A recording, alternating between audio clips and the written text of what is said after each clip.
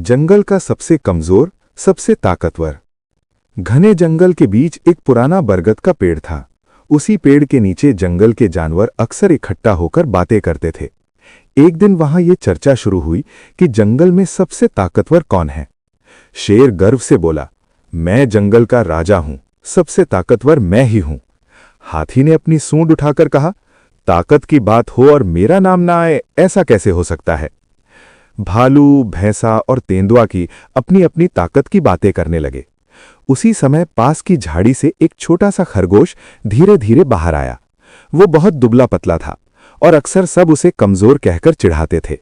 जानवरों ने उसे देखकर हंसते हुए कहा, अरे तू यहां क्या करने आया, ये ताकत की बात हो रही है, तेरे बस की नहीं। खरगोश ने शांत स्वर में कहा, ताकत सिर्फ शरीर की नहीं होती, दिमाग और हिम्मत भी ताकत होती है। जानवर उसकी बात सुनकर फिर हंस पड़े।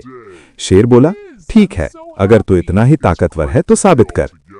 कुछ ही दिनों बाद जंगल में भयानक सूखा पड़ गया।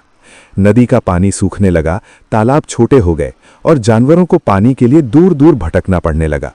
बड़े बड़े जानवर भी परेशान हो गए क्योंकि उन्हें ज्यादा पानी चाहिए था। एक दिन खरगोश जंगल के एक पुराने हिस्से में घूम रहा था।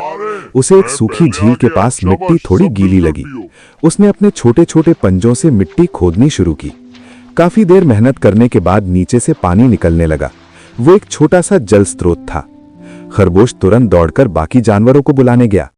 पहले तो किसी ने उसकी बात पर विश्वास नहीं किया, लेकिन जब सब वहां पहुंचे तो सच में पानी देखकर हैरान रह गए।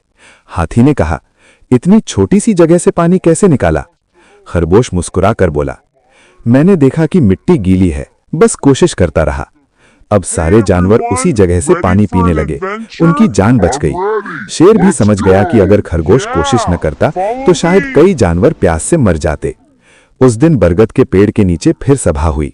शेर ने सबके सामने कहा, आज मैं मानता हूं कि ताकत सिर्फ शरीर की नहीं होती, हिम्मत, समझदारी और धैर्य भी ताकत हैं। और आज जंगल का सबसे ताकतवर वही है जिसे हम सबसे कमजोर समझते थे। सभी जानवरों ने खरगोश की तारीफ की। अब कोई उसे कमजोर कहकर नहीं चढ़ाता था। खरगोश भी घमंड नहीं करता था, वो हमेशा सबकी मदद करता रहा। किसी को कमजोर समझकर कभी उसका मजाक नहीं उड़ाना चाहिए। असली ताकत शरीर में नहीं, हिम्मत और समझदारी में होती है।